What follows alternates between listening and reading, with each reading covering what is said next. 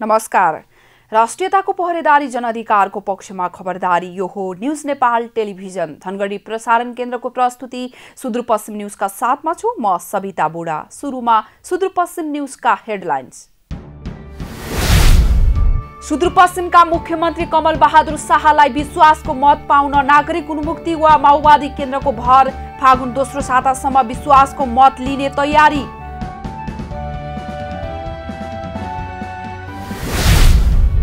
सुदूरपश्चिमको प्रदेश सभाका सांसद धनगढीमा डेरा लिएर बस्न थाले। 16 दिनको मात्रै घरभाडा रकम बापत 24 जना सांसदले 2 लाख बढी रकम बुझे। भूमि सुधार तथा मालपोत कार्यालय कैलालीमा विद्युत अवरुद्ध हुँदा सेवाग्राहीलाई शास्ति। विद्युत गएका बेला ऊर्जाको वैकल्पिक व्यवस्था भएन। र धनगढी उपमहानगरपालिकाको छलेन सडकमा बत्ती जोड्ने काम अन्तिम चरणमा। फागुन 15 गते भित्र बत्ती बल्ने मेयर हमालको भनाई।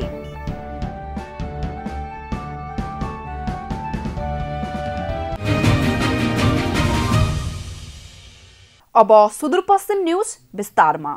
नागरिक उन्मुक्ति पार्टीका सांसद गंगाराम चौधरीले लाल आयोगको प्रतिवेदन सार्वजनिक नगरी सदन अवरुद्ध गर्ने चेतावनी दिनुभएको छ। बुधबार पार्टीका तर्फबाट प्रतिनिधि सभाको बैठकमा बोल्नुहुँदै उहाँले लाल आयोगको प्रतिवेदन यथाशीघ्र सार्वजनिक गर्न माग गर्नुभयो। उहाँले आफ्नो पार्टीको माग रेशम चौधरीको रिहा लाल आयोगको प्रतिवेदन सार्वजनिक गर्न लगाउने भएकाले सो अनुसार काम नभए सदन अवरुद्ध गर्ने चेतावनी दिनुभयो। सभामुख महोदय, अब हामी चुप लागेर बस्नेवाला छैनौँ। या त राज्यले हाम्रा मान्छेलाई तुरन्त छोड्नु पर्यो, होइन भने टिकापुर घटनाका दोषी देखाइदिने ताकत हामीसँग पनि छ। शहादत प्राप्त प्रहरीको परिवारलाई गुमराहमा नपारियोस्। सम्पूर्ण शहीद परिवारले न्याय पाउनै पर्छ। उहाँले टिकापुर घटना माटोको जातले नभई मान्छेका जातले घटेको पनि बताउनु भयो। राज्यको प्रशासनले पहाडियालाई मान्छे तर थारूलाई पशु सम्मान व्यवहार गरेको उहाँको आरोप छ।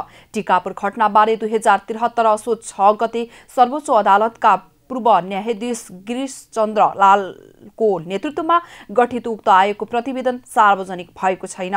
नागरिक उन्मुक्ति पार्टीले उक्त प्रतिवेदन सार्वजनिक गर्नुपर्ने माग राख्दै आएको छ। सुदूरपश्चिमका मुख्यमन्त्री कमल बहादुर शाह विश्वासको मत पाउन नागरिक उन्मुक्ति वा माओवादी केन्द्रको भर पर्नु भएको छ। अहिले उहाँलाई नेपाली कांग्रेसका 19 एकीकृत समाजवादीका 4 र 1 स्वतन्त्र सांसदको समर्थन रहेकै छ। एमाले कांग्रेस सरकारलाई विश्वासको मत दिने सम्भावना छैन। यस बाहेकका नागरिक उन्मुक्ति र माओवादीबाट बहुमतका लागि आवश्यक मत पाउन उहाँ कसरतमा हुनुहुन्छ। फागुन दोस्रो सातासम्म विश्वासको मत लिने तयारी मुख्यमन्त्री शाहको छ। सुदूरपश्चिमका मुख्यमन्त्री कमल बहादुर शाहले पद तथा गोपनीयताको शपथ ग्रहण गरेपछि धनगढीको शहीद गेटमा रहेका शहीदका शालिगमा माल्यार्पण गर्नुभएको थियो। दोस्रो दिन भजनी नगरपालिका स्थित कान्द्रा नदीमा 12 वर्षदेखि बन्न नसकेको पुलको अनुगमन गरी छिटो सक्न ठेकेदारलाई निर्देशन दिनुभयो। शाहले त्यसपछि मन्दिरका पुजारी, पुरोहित र अग्रजहरूबाट आशीर्वाद लिइरहनु भएको छ। मुख्यमन्त्री शाहले नागरिक उन्मुक्ति पार्टीका संरक्षक रेशम चौधरीका घरमै पुगेर भेटघाट गर्नुभयो भने चौधरीकी आमाबाट आशीर्वाद लिनुभयो। उहाँले आफ्ना अभिभावक, नेपाली कांग्रेसका ज्येष्ठ नेताहरू लगायतबाट पनि आशीर्वाद लिइरहनु भएको मुख्यमन्त्रीको निजी सचिवालयले जानकारी दिएको छ।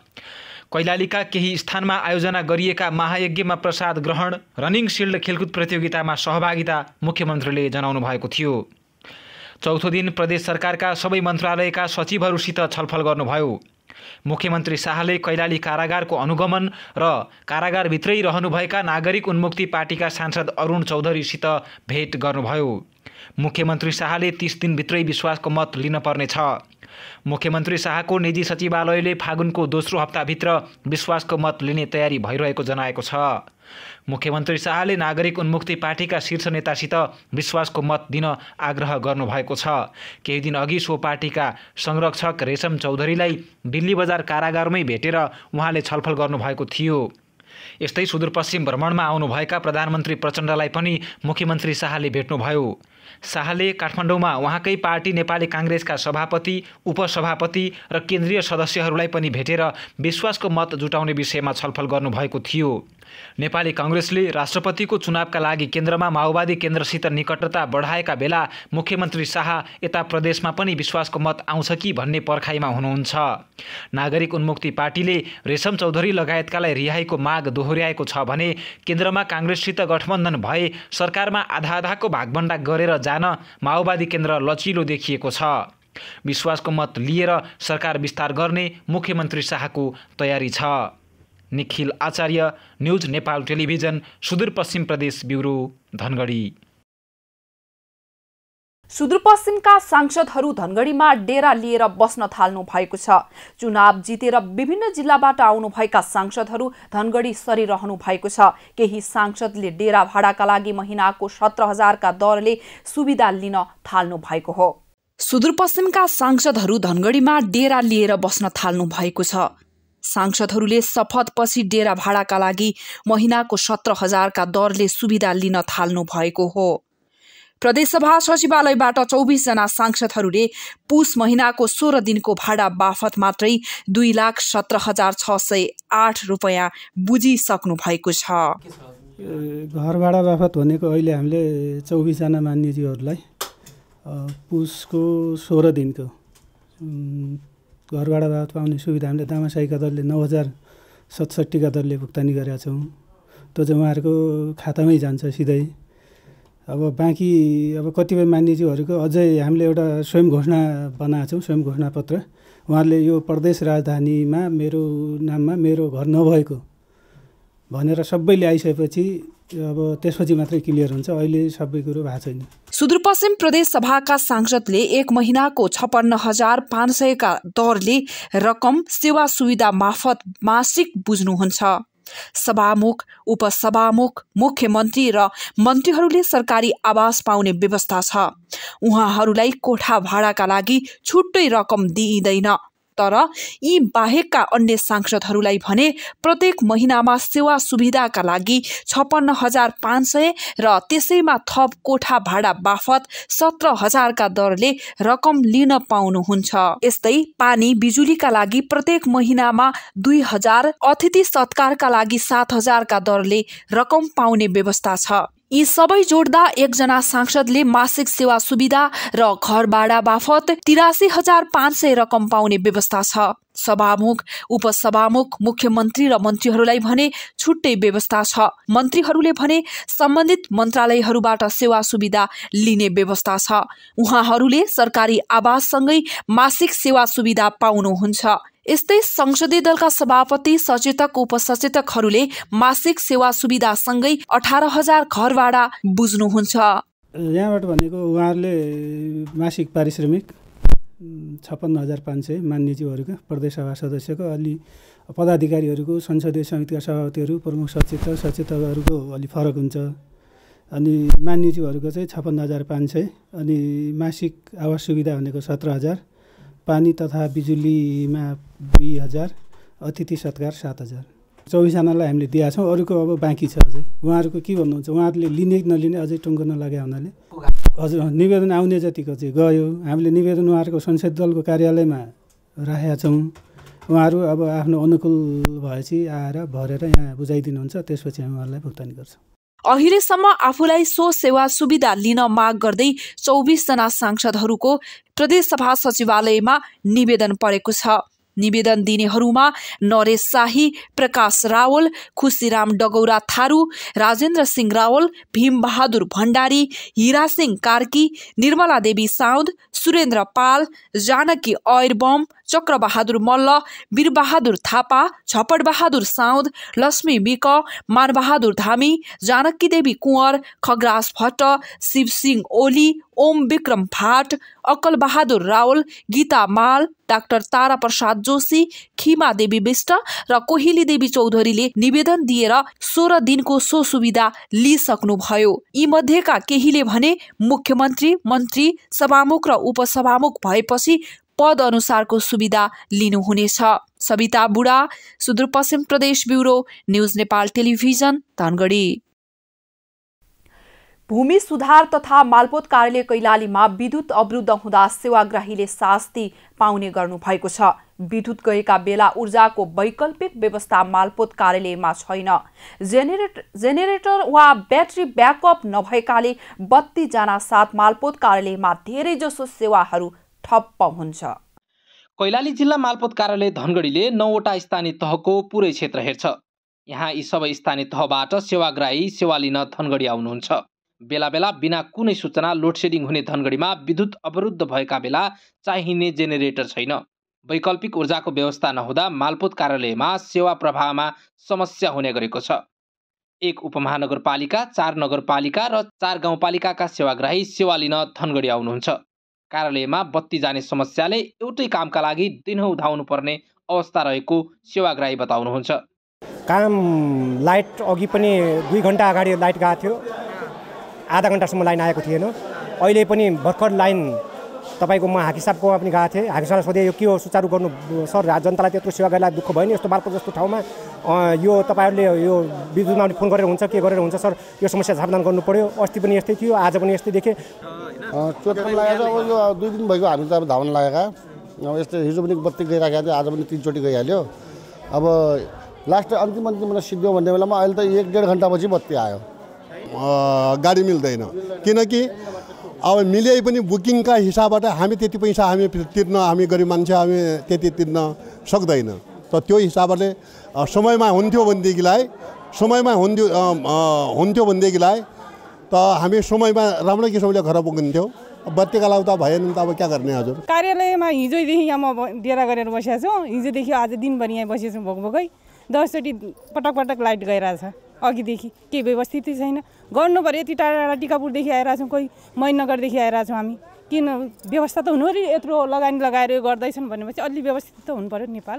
केन्द्र सरकार मातहत पर्ने भूमि सुधार तथा मालपोतमा जेनेरेटर खरिद कैलालीका स्थानीय तहले गरिदिनु पर्ने कार्यालयको भनाइ छ। शीर्षक बाहेकको बजेट चलाउने अधिकार नभएका कारण जेनेरेटर खरिद गर्न नसकिएको कार्यालयका प्रमुख सुरेन्द्र केसी बताउनुहुन्छ। उहाँले कार्यालयले सङ्कलन गरेको राजस्व रकमको 60% सम्बन्धित स्थानीय तहले लिने भएकाले जेनेरेटर खरिद गर्ने दायित्व उहाँहरूको हुने बताउनुभयो। 2-3 चोटि यहाँ धनगढी उपमहानगरपालिकाको अब पहिलाको मेयर साहबसँग मैले राखेको थिएँ, उहाँबाट कुनै केही सुनवाई भएन। अब अहिलेको मेयर साहबसँग चाहिँ 1-2 पटक कुरा राखिरहेको छु, केही भएको छैन। यता मालपोत कार्यालयबाट सबैभन्दा बढी राजस्व पाउने धनगढी उपमहानगरपालिकाले भने लिखित परिपत्र आए जेनेरेटर खरिद गरिदिन कुनै समस्या नहुने बताएको छ। नगर प्रमुख गोपाल हमालले मालपोत कार्यालयले जेनेरेटर खरिदको प्रक्रियाबारे स्पष्ट पार्नुपर्ने बताउनुभयो। हैन, कि त परिपत्र संविधानमा के लेखेको छ त्यो पढ्नु पर्यो, कि त जानी सरकारको परिपत्र देखाउनु पर्यो, निर्णय देखाउनु पर्यो। हामीलाई त्यो किन्न समस्या होइन के, कुरो अधिकारको हो नि। त्यो हाम्रो के दिदिया हो र होइन नि, हाम्रो अधिकारको कुरा हो। त्यो हामीले पाउनुपर्ने कुरा माग्या हो नि, चन्दा माग्या हो, त्यसकारण त्यो गलत कुरा हो। भूमि सुधार तथा मालपोत कार्यालय होस् या स्थानीय तह, जबसम्म जेनेरेटर खरिद हुँदैन सेवाग्राहीको चाप हुने सरकारी कार्यालयमा शास्ति खेप्ने उही जनता नै हुन्। राजन जयगढी, न्युज नेपाल टेलिभिजन, सुदूरपश्चिम प्रदेश ब्युरो, धनगढी। धनगढी उपमहानगरपालिकाले 6 लेन सडकमा बत्ती जोड्ने काम अन्तिम चरणमा पुगेको जनाएको छ। चरणबद्ध तरिकाले शहरी क्षेत्रमा सडक बत्ती जोड्न लागेको उपमहानगरपालिकाले फागुन 15 गते भित्र अहिलेलाई धनगढी चौराहादेखि विमानस्थल जाने चोकसम्म 6 लेन सडकमा बत्ती बाल्ने जनाएको हो। धनगढी उपमहानगरपालिकाले नेपाल विद्युत प्राधिकरणसित मिलेर 6 लेन सडकमा बत्ती जडान गरेको छ। यो सडकमा विद्युतबाट चल्ने तर बेलुका आफै बल्ने र बिहान उज्यालो भएपछि निम्ने स्मार्ट स्ट्रिट लाइट जोडिएका छन्। अहिले 6 किलोमिटर सडक खण्डमा जडान भएका यस्ता बत्ती भारतबाट खरिद गरिरहेका हुन्। मेयर गोपाल हमालले फागुन 15 गतेभित्र बत्ती बाल्ने तयारी रहेको जानकारी दिनुभयो। 6 लेन पुरै light, smart light, high mast light चोकमा त्यो चाहिँ नि लाग्ने योजना हो। त्यो अनुसार 3टा कम्पनीले काम गर्दैछ र हामी 2 चरणमा हुन्छौँ। एउटा चरण सुरु भइसक्यो, लगभग हामी 15 गतेसम्म चाहिँ सबै काम सम्पन्न गरेर पब्लिकलाई चाहिँ त्यो लाइट बालेर दिने भनेर भन्छ। 6 लेन सडकमा बत्ती बाल्न 3 चरणमा काम हुनेछ। पहिलो चरणमा अहिले धनगढी चौराहादेखि विमानस्थल जाने चोकसम्म लाइट बाल्ने काम अन्तिम चरणमा पुगेको छ।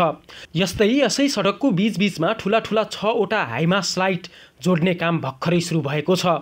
त्यसको लागि खाल्डा खन्ने काम सकिएको छ। यी खाल्डामा 16 मिटर अग्ला 6वटा बत्ती भएका 10वटा पोल भन्सारदेखि एयरपोर्ट चोकसम्म राखिनेछन्। यस्तै भन्सारदेखि धनगढी चौराहासम्म र मोहनपुरमा छुटेको केही क्षेत्रमा तेस्रो चरणमा लाइट जोडिनेछन्। त्यो हाइमास लाइट जडान हुन्छ त्यहाँ 16 मिटर अग्लो हैन 6वटा बत्ती भएको अनि हाइमास लाइट जडान हुन्छ। त्यो भन्सारदेखि लिएर तपाईको एयरपोर्टको चोकसम्म त्यो 10वटा जडान हुन्छ। यी लाइटको लागि छुट्टै मिटर लगाएर आउने बिलको रकम धनगढी उपमहानगरपालिकाले तिर्नेछ। धनगढी उपमहानगरपालिका र नेपाल विद्युत प्राधिकरणको ऊर्जा दक्षता तथा चुहावट नियन्त्रण विभागको राष्ट्रिय सडक बत्ती प्रवर्धन आयोजनाको साझेदारीमा लाइट जोड्न लगाइएको मेयर गोपाल हमालले बताउनुभयो। उहाँले 6 लेन सडक खण्डमा दुर्घटना न्यूनीकरण गर्न र सुरक्षा दृष्टिले पनि बत्तीले सहयोग पुर्याउने बताउनुभयो। Devendra Pande, news Nepal television, Sudurpashchim bureau, Dhangadhi. कैलालीको धनगढीमा श्रीमान श्रीमती लागु औषध सहित पक्राउ पर्नु भएको छ। धनगढी उपमहानगरपालिका 10 खप्तड इटा भट्टा नजिकबाट लागु औषध सहित श्रीमान श्रीमती पक्राउ पर्नु भएको प्रहरीले जनाएको हो। 850 मिलिग्राम लागु औषध सहित धनगढी उपमहानगरपालिका 15 का 23 वर्षीय हुकुम राणा र श्रीमती 23 वर्षीय नीलु चौधरी पक्राउ पर्नु भएको हो। अस्थायी प्रहरी पोस्ट जुगेडाबाट खटिएको प्रहरी टोलीले सुदूरपश्चिम प्रदेश 010009 प 2583 नम्बरको स्कुटरलाई जाँच गर्ने क्रममा स्कुटरमा सवार दुवैजनालाई लागु औषध सहित पक्राउ गरिएको प्रहरीले जनाएको हो। कञ्चनपुरबाट अवैध काठ बरामद गरिएको छ। जिल्लाको कृष्णपुर नगरपालिका 3 मा रहेको सब डिभिजन वन कार्यालय बाणी, सब डिभिजन वन कार्यालय देखतभुली र अस्थायी प्रहरी पोस्ट बाणीबाट खटिएको संयुक्त टोलीले अवैध काठ बरामद गरेको हो। कृष्णपुर नगरपालिका 3 देखतभुलीका विकासी राणाको घरबाट 10 फिट 3 इन्च गोलाइ भएको एक थान सालको गोलिया, 7 फिट 2 इन्च लम्बाइ 89 इन्च गोलाइ भएको सालको एक थान गोलिया र लम्बाइ 7.2 फिट, चौडाइ 17 इन्च, गोलाइ 15 इन्च भएको सिल्ली सालको एक थान गरी 39.30 क्युफिट काठ बरामद गरिएको छ। त्यस्तै राणाको घरबाट लम्बाइ 6 फिट, गोलाइ 10 इन्च र मोटाइ 4 इन्च भएको सिल्ली सालको 3 थान गरी 51.18 क्युफिट अवैध काठ बरामद गरिएको प्रहरीले जनाएको हो। दुवै स्थानबाट गरी 90.48 क्युफिट अवैध काठ बरामद गरिएको जिल्ला प्रहरी कार्यालय कञ्चनपुरले जनाएको हो। यिनै खबरहरूसँगै हामी अहिलेलाई सुदूरपश्चिम न्युजको अन्ततिर आइपुगेका छौं। बिदा हुनु पूर्व हेडलाइन्स पुनः एकपटक। सुदूरपश्चिमका मुख्यमन्त्री कमल बहादुर शाहलाई विश्वासको मत पाउन नागरिक उन्मुक्ति वा माओवादी केन्द्रको भर, फागुन दोस्रो सातासम्म विश्वासको मत लिने तयारी।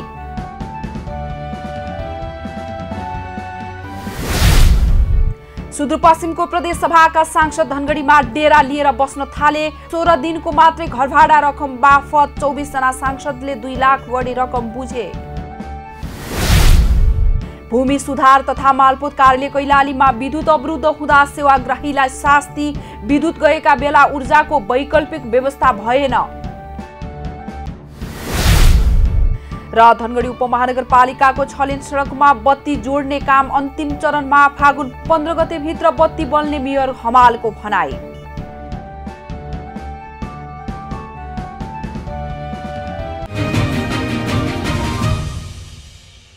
हवस् त अहिलेलाई सुदूरपश्चिम न्युज यति नै। राष्ट्रियताको पहरेदारी जनअधिकारको पक्षमा खबरदारी हेर्दै गर्नुहोला न्युज नेपाल टेलिभिजन। हामीलाई पनि बिदा दिनुहोस्। नमस्कार।